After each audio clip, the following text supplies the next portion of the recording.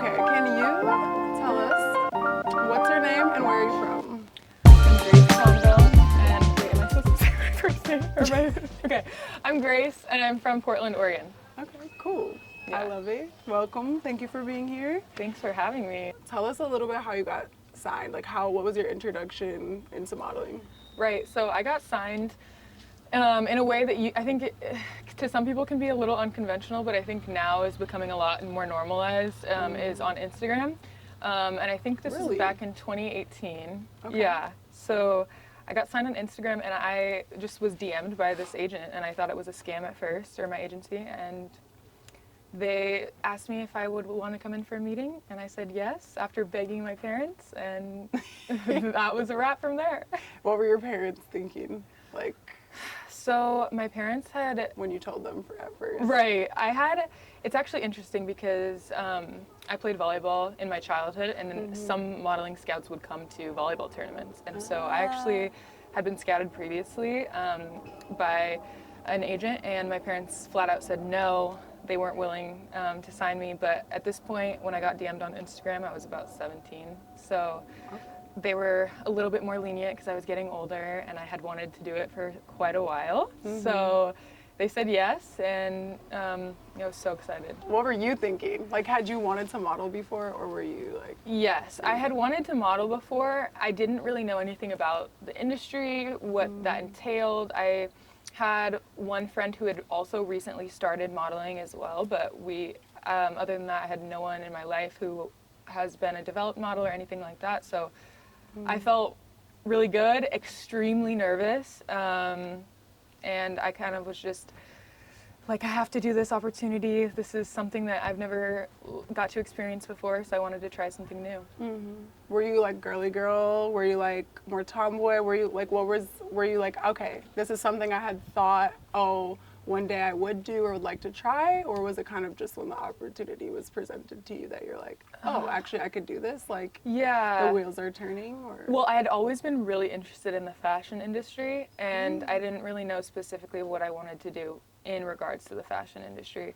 I was a girly girl in the sense that I loved dresses, makeup, everything like that, but I was also very much in the athlete box. So that was kind of like what I thought I was going to be doing in the future for the next however many years. So I hadn't even really considered modeling. So you're thinking like college volleyball, professional pipeline, volleyball, potentially, if yeah. it works out. Okay. Yeah, so I was like ready to go down that pipeline. And then when I found out that modeling could be an option, I was like mind blown. Like, So maybe. yeah, maybe. Maybe. Yeah. So how did you kind of balance those two dreams, and then what did that look like? You know, like after signing, how did you balance those two things? Because I imagine you're 17, you're still playing volleyball. Yes. And then, yeah, how did you kind of, did you do both? Like, how did it work out? Yeah, so it worked out pretty well at first because, so I had been pretty burnt out from volleyball for a while. When I started high school, I kept telling my parents, like, I don't want to do this anymore. I want to go to New York and study fashion, and I was on a very, very competitive volleyball team from freshman year in high school. So we were 12th in the nation, 12th in America, and like most of my teammates made me look really short. They were above 6 feet, and like I was one of the shorter girls on the team, and I'm like 6'1". So it was a really like intense, and all of my teammates were committing to colleges that were like D1, really high level colleges during freshman year. So I had waited because I knew that potentially this is something I might not want to do, but I felt a lot of pressure to complete this dream of my parents, friends, and everyone who told me that I should. So modeling came around and I was like, I'm going to do this, but you know, volleyball's my first focus. So the good thing is Portland, where I'm from, is a very, very athletic industry in the market. So they loved that I had the muscles and was like playing volleyball constantly because Nike is over there and so is Adidas. So I was kind of able to integrate the two. Okay. So cool. Yeah, that was really cool. And I was kind of able to tell my agents that, hey, look, I'm doing volleyball almost full time. Like I spend so much time doing volleyball, but let me know if there's any availability for jobs coming up and I'll do what I can. So that was kind of like my introduction to modeling and volleyball and trying to balance the two. When you were just speaking about that, you just mentioned that you're like, well, I really wanted to pursue this dream. Like, I felt like my teammates, I felt like my coaches, I felt like my parents, it was like something that they all wanted for you. How did you kind of decide to like go against that, and what was that like? And then when did you, like in deciding, okay, you know what, actually I'm gonna put this, shelf this, I felt like I got what I wanted out of it, and like how did that transition go then to pursuing something that you wanted for yourself? Right, so actually I didn't at first. I was kind of doing modeling more as a hobby on the side, and then it really progressed when I decided I needed to sign to a college based off of what people around me were saying I needed to do, the pressure of feeling like I didn't want my parents to have to pay for a very expensive college or to go into debt, student loans. So I decided to sign with a college in Southern California. I purposely made sure it was like a small college, so I was hoping that there would be a lot less pressure in regards to volleyball. But I just told my agent, like, I'm going to be doing it in college. I can come back on breaks and you can submit me. But I really had no one in my life that was doing modeling in different markets. So it was very much like just Portland was my idea of like what modeling could be. And it was already, since it is such a smaller market, it's usually a part-time thing. So I was like, I'll put a pin in this, come back later. I did my first year of college volleyball. It went really well, which was hard because I was having a really hard time knowing that this wasn't my dream. Because I got freshman of the year in my conference, and I was like on track for the All-American pipeline. But Yes, you were. so it was great. Like I was feeling accomplished within volleyball, but every single day going to practice, I like was in tears. Like I did not want to be there. I felt like I was bringing the team's energy down too, because like I just so did not want to be there and had other things in mind. Where did you want to be? I wanted to be in New York pursuing fashion, designing, styling, anything. I wanted to do like something that I knew that I loved, but I was studying something I didn't really care about, playing a sport that I didn't really care about. And so with that, COVID hit. So that was like the end. So I had the end of my first season. And then COVID hit, and everyone had to go home for the 2 weeks. I was like, yes, a 2-week break from volleyball. I'm going to go see my family. So I went home. COVID hit. They said school's closed for the rest of the year. And I was like so relieved. And I was sad because I loved my friends in California. I loved being right by the beach. It was such a nice experience, but I was so glad I didn't have to play volleyball anymore. So I actually quit.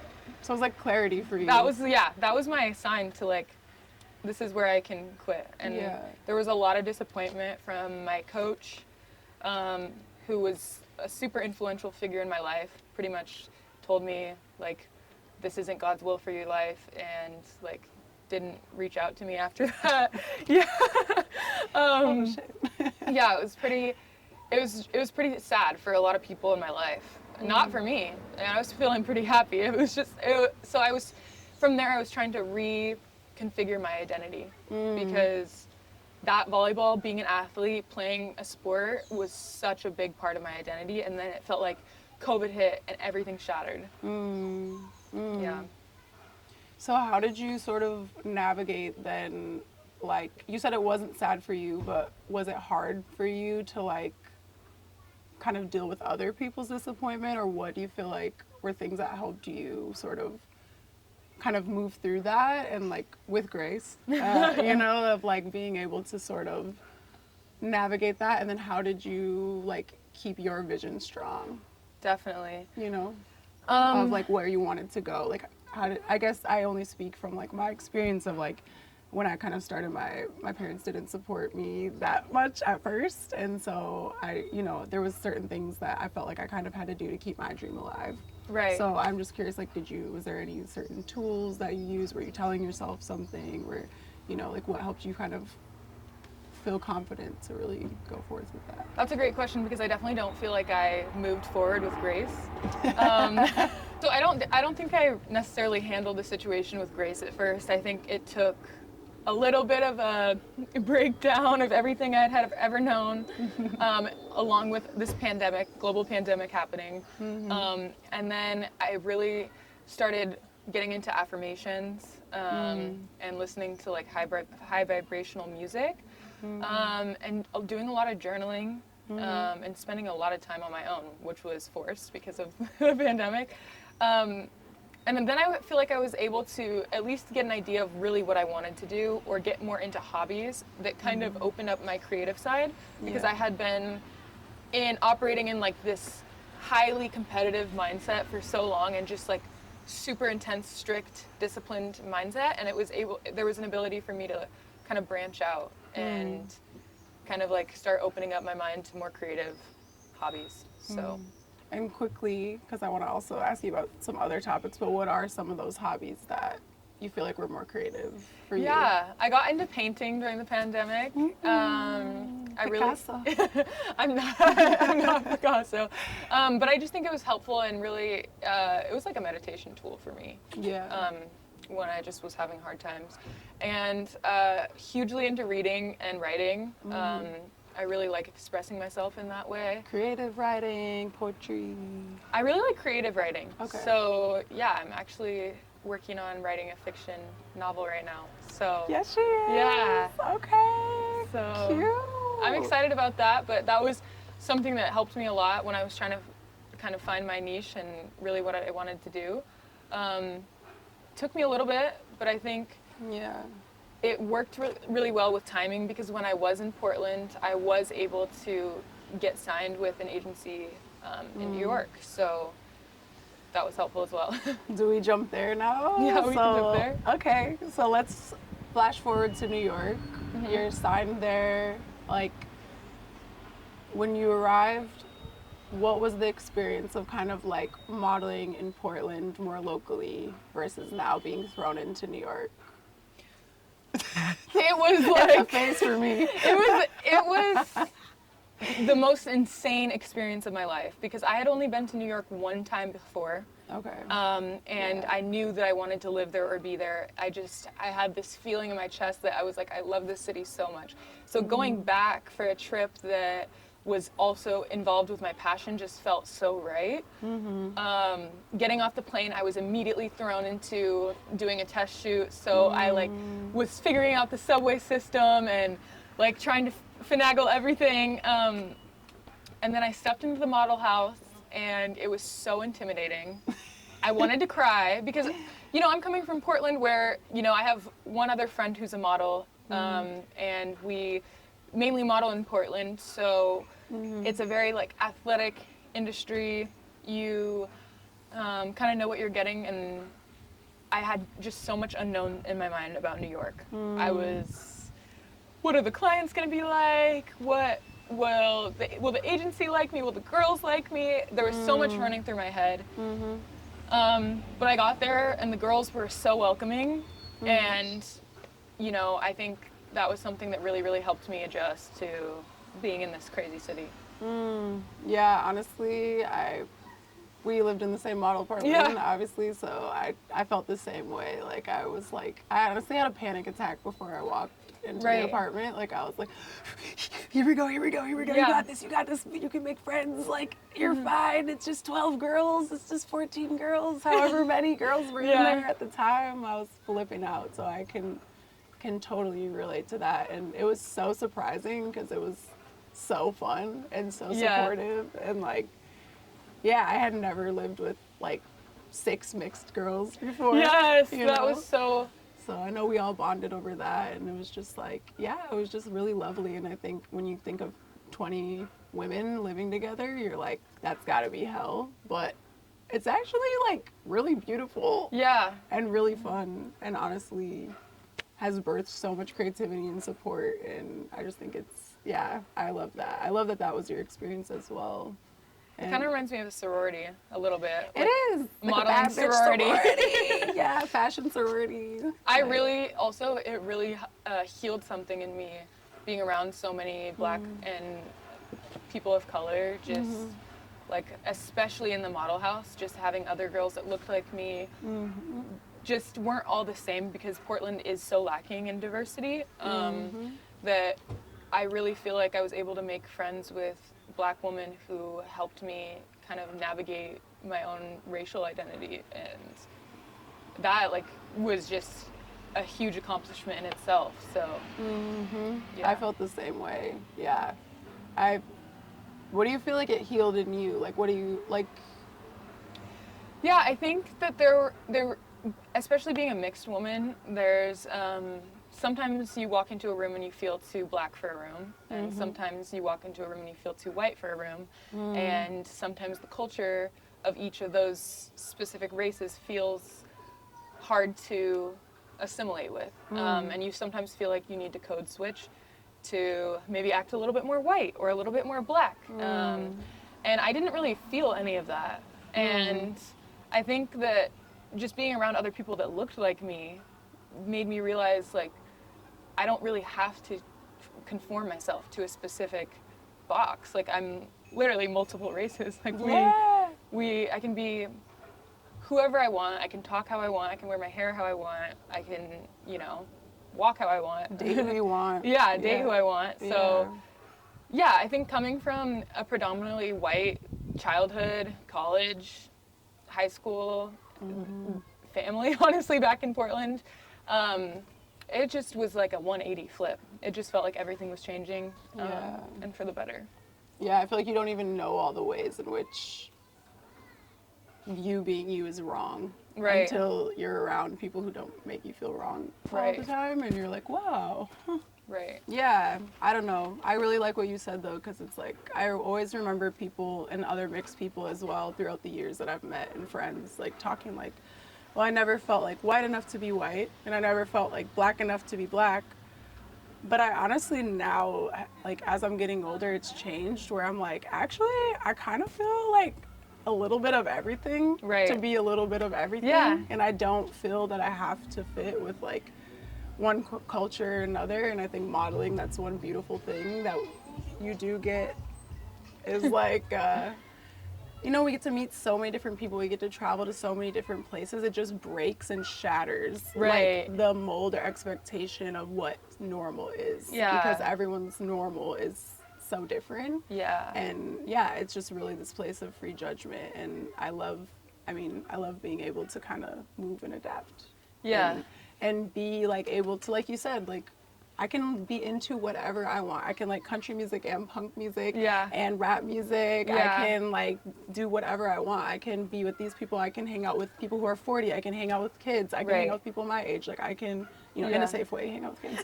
You know what I'm saying? But like just, I think it just really broadened my eyes because I think I came from a very homogenous place as well. Yeah. Wisconsin is, Wisconsin is Wisconsin, love it, but it is very homogenous in a lot of different ways.